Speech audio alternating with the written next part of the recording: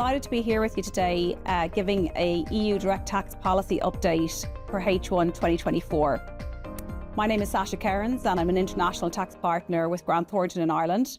And I'm joined by my colleague and good friend, Monique Pisters, the recently appointed head of tax for Grant Thornton, Netherlands. Monique, what are we going to talk about today? First, thank you for having me again, Sasha. It's lovely to do these international items with you. With the Belgian presidency coming to an end and the re-elections we will be having for the European Parliament and the European Commission in July, it's interesting to see what's on the agenda and what the outlook is. There are a lot of topics we could address, but what we will touch base on today is the UN. We will touch base on Pillar 1 and the digital services tax, the HOT proposal and the FOSTA proposal, and the TP directive, and also a slight bit on tax and some other topics which we will not be discussing further today, but which are interesting to note, is the Unshell directive. It's interesting to see that it is still on the table and progress might be made soon, because there is a referral on the Unshell directive in FOSTA. And in line with that, of course, the SAFE directive for tax intermediaries. And also Deborah and BFIT are still there, although they are on standstill at the moment. They are still closely to be watched. So it's interesting to see with the re-elections and the new Hungarian presidency what will happen next. But first, maybe a question to you, Sasha. So with the Framework Convention for Taxation, which has just been adopted by the UN, there is, some are afraid that the control might shift more from the OECD to the UN. What are your thoughts on that and the impact on that for member states? Yeah, I think it's really, really interesting in the context of global tax, and maybe just to frame it, the background being that, for the last 60 years, as we know, the OECD has driven global tax policy.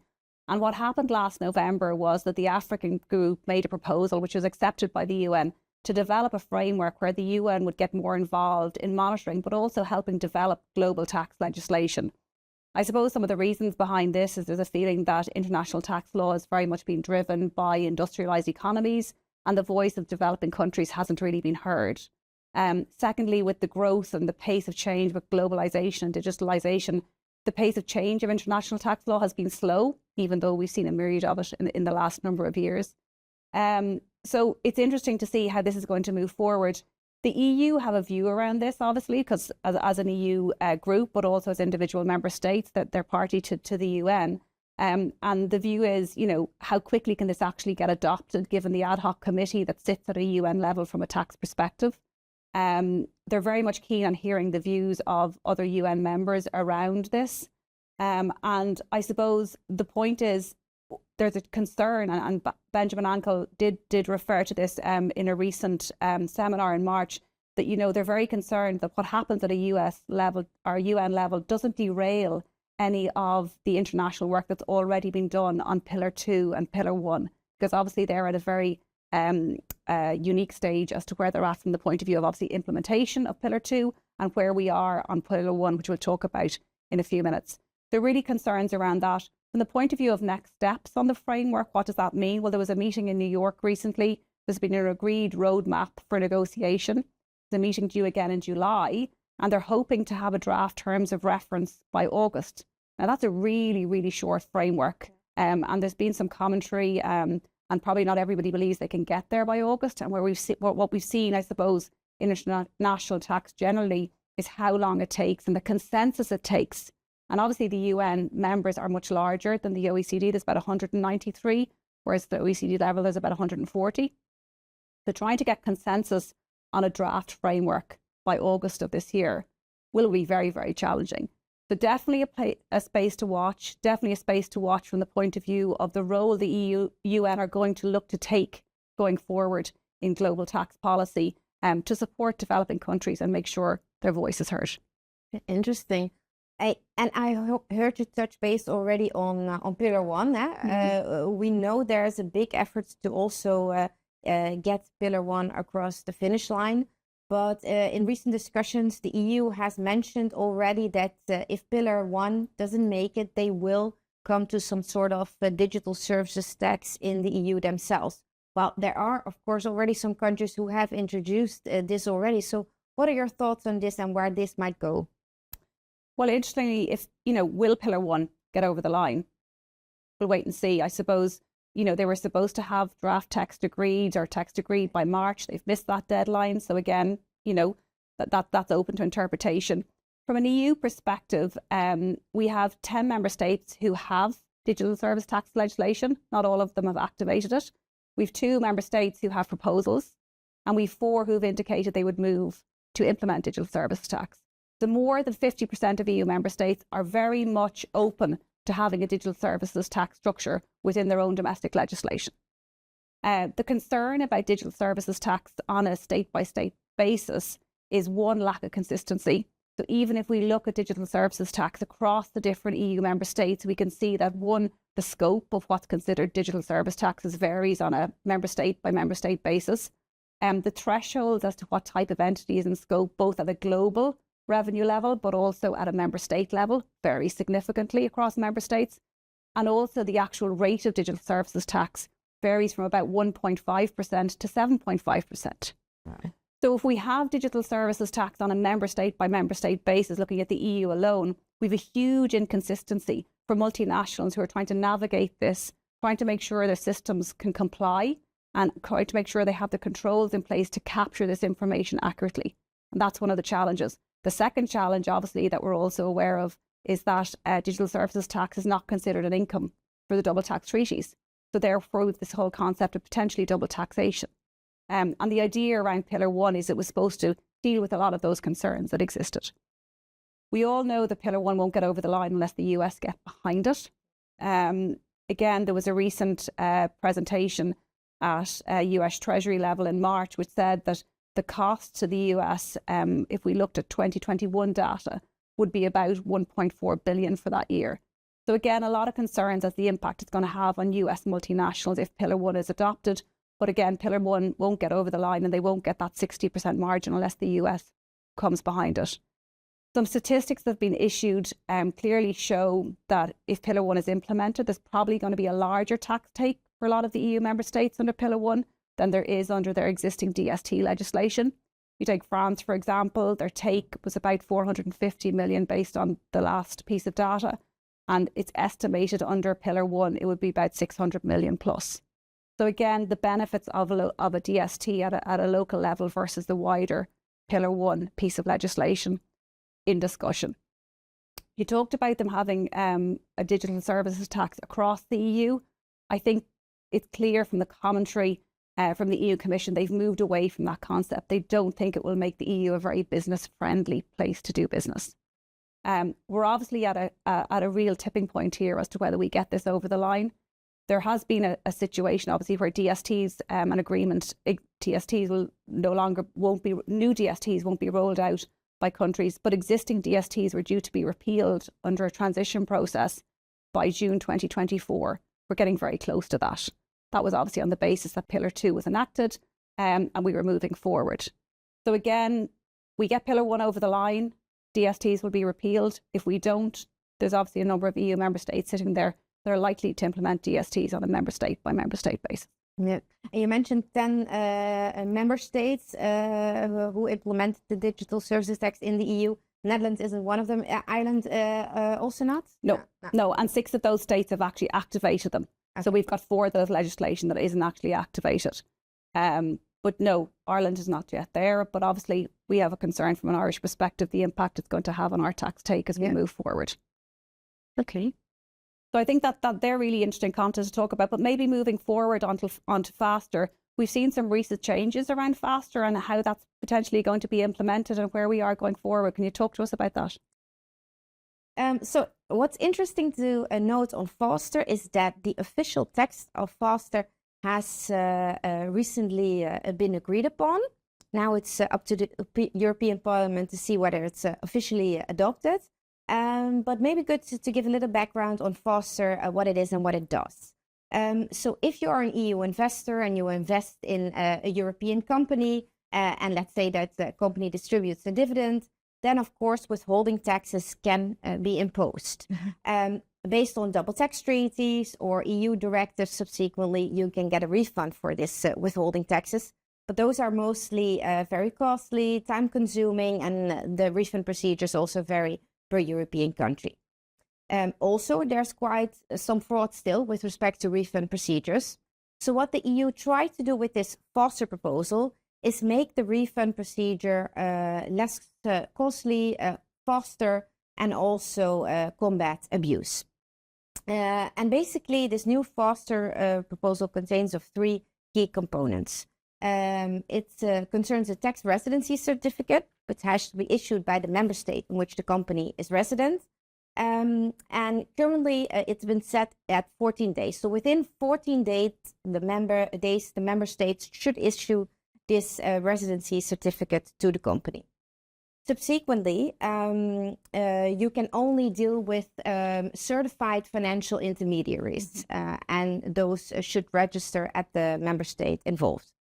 And last but not least, the member states should implement one of the two alternatives.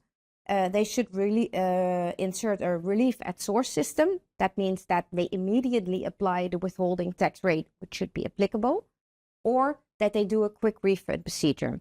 And the quick refund procedure basically means that within a certain amount of days, the taxpayer should get the refund of the withholding taxes. And the last text agreed is that is 60 days. So within 60 days, if you apply the quick refund procedure, the taxpayer should get the refund. What is very interesting to note, and I said that as a teaser in the beginning, is that in this faster proposal, reference is made to the Unshell directive. So there it has been made quite clear that Unshell is definitely on the table, and that it is expected, or at least I expect, that we will hear something new on that soon, and that Unshell will proceed, contrary to some other opinions in tax literature. And also the date of enter into force has been extended. So faster, if and when adopted, will apply as per 2030. So interesting. Which is interesting, and you're wondering, is that giving them time to get on Shell? You know, obviously we've said there's been successive drafts of that. We know it's sitting somewhere, but obviously hasn't moved forward. That time frame is interesting, that we're now talking about implementing proposals that are going to be effective from 2030. Yeah. Which is a long, long way away. The world is changing quite quickly, as is tax. Yeah. So just moving on, the EU Commission have been quite a proponent of HOT, which kind of came out with the BFIT proposals back in September last year that we talked about previously. And also there's been quite a lot of commentary around the transfer pricing proposal at an EU level that was also issued last September. Where are we on both of those two initiatives? Yeah. So first on HOT, yet another abbreviation. So HOT stands for Head Office Taxation. And it really tries to simplify and make it less burdensome for small and medium-sized entities to file corporate income tax returns. So currently, let's say you're a European head office and you have various permanent establishments across Europe, then you do not only need to file a corporate income tax return of the parent company, but also for the various branches you have in the European entities, which is costly, time-consuming, burdensome. In HOT, only the parent entity files the corporate income tax return, collects the taxes in conformity with the applicable tax rates in those jurisdictions, and then distributes the collected taxes to these various subsidiaries. There's been some debate as to whether the scope of HOT is sufficient enough.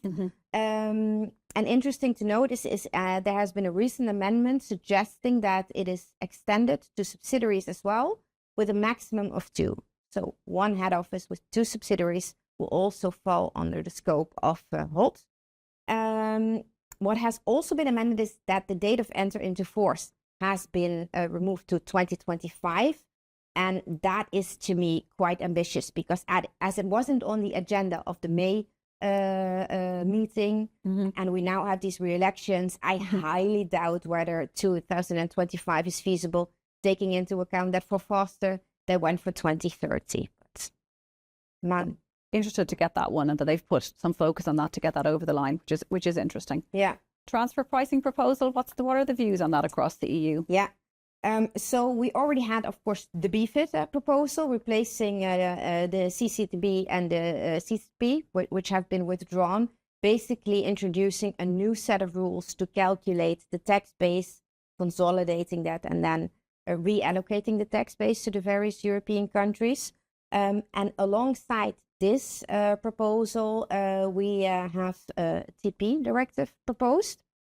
And the basic of this TP directive is to implement the arm's length principle and the TP guidelines in the EU legislation.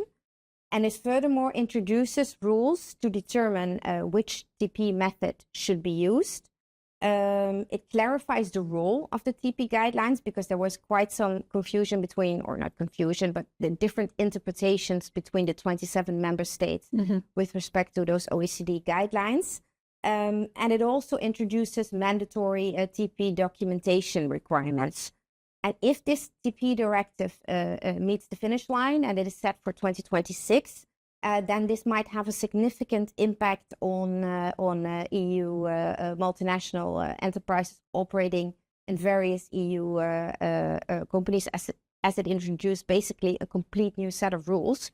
But it's also still debatable as to whether it will make the finish line, because it's expected that not all 27 member states will feel the same on harmonization of those TP rules. And TP is really a global concept, you know, consistency based on OECD guidelines, and we're now potentially moving away from that at a European level, all bet for certain transactions. So, you know, really the alignment of that is really a concern, isn't it? Yeah, definitely is. So it's also close to watch. So those three basically intertwined. So HOT, BFIT, and the TP directive. Yeah. And personally, my thoughts are also that they are closely looking what will happen with Pillar 2 and how that has been adopted in the various member states. But that's my personal and look, while it's effective from this year in all the member states, you know, we're probably not going to see the impact of that until filing starts in 2026. Yeah, agree. Yeah.